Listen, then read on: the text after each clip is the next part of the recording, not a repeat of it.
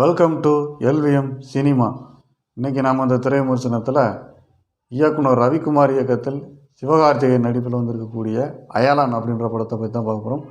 இப்போ தான் நம்ம சேனலுக்கு முதல் வரீங்கன்னா சேனலை சப்ஸ்கிரைப் பண்ணிக்கங்க, மறக்காமல் பெல் ஐக்கானை கிளிக் பண்ணிக்கங்க. இந்த படத்தினுடைய கதை அப்படின்னு சொல்லி பார்த்தீங்க அப்படின்னா, விண்வெளியிலேருந்து ஒரு விண்கற்கள் விழுகுது. அதில் ஒரு சின்ன ஸ்பார்க் உருவாகுது. அது ஒரு வில்லன் கையில் கிடைக்கிது. அதை என்ன செய்கிறான்னா அதை பயன்படுத்தி பூமியில் இருக்கக்கூடிய வளங்களை பூரா அபகரிக்குன்னு நினைக்கிறேன். இதற்கிடையில் கிராமத்தில் இருக்கக்கூடிய ஒரு கதாநாயகன் என்ன செய்யணும் அப்படின்னா, இயற்கை விவசாயம் பண்ணிக்கிட்டு இருக்கவன். இயற்கை விவசாயத்தின் மூலமாக தான் எல்லா விஷயத்தையும் பண்ணணும். கெமிக்கல் உடம்புக்கு உலகத்துக்கு நம்ம கேடுன்னு சொல்லிட்டு பண்ணுறேன்.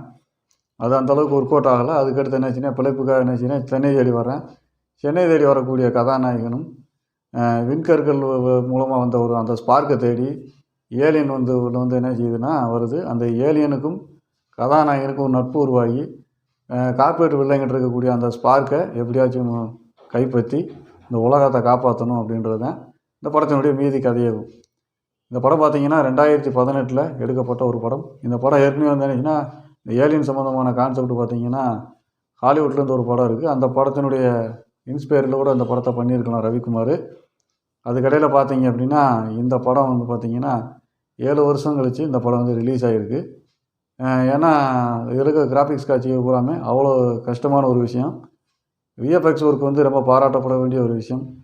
ஃப்ரேம் பை ஃப்ரேம் என்ன செய்யணும்னா ரொம்ப கடுமையாக உழைக்கணும். நார்மலாக எடுக்கிற படத்தை காட்டிலையும் ஒரு அனிமேஷன் ப்ளஸ் இந்த விஎஃப்எக்ஸ் கொடுக்கக்கூடிய காட்சியில் இருக்கக்கூடிய ஒவ்வொரு படத்துக்கும் ஃப்ரேம் பை ஃப்ரேம் ஒர்க் பண்ணுறதுக்கு கிட்டத்தட்ட ஒரு படம் எடுக்கிற 2 மணி நேரத்தில் எடுக்கிறோம்னா விஎஃப்எக்ஸ் ஒர்க்கு கிட்டத்தட்ட 20 மணி நேரம் ஒர்க் பண்ண வேண்டிய சூழ்நிலை வரும். அந்த மாதிரி கடுமையான ஒரு உழைப்பில் இந்த படம் வந்திருக்கு.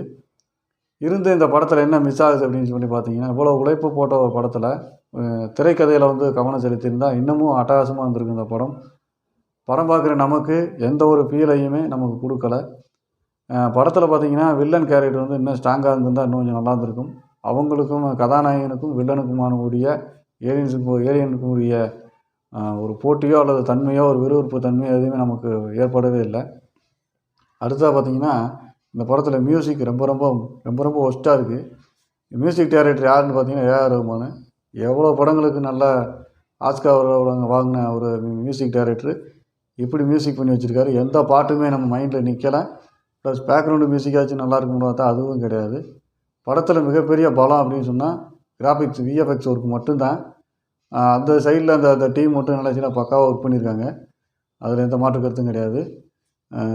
ரவிக்குமார் டைரக்டர் என்ன செஞ்சுருக்காருன்னா, இந்த ஏலியன் கான்செப்டை எடுத்தது பிரமாதமாக எடுத்திருந்தாலும் இன்னமும் இருந்துச்சுன்னா கொஞ்சம் சுவாரஸ்யமான அந்த கதையை நகர்த்துறதுக்கான வாய்ப்பு இல்லாமல் அங்கங்கே தடுமாற்றம் இருக்குது.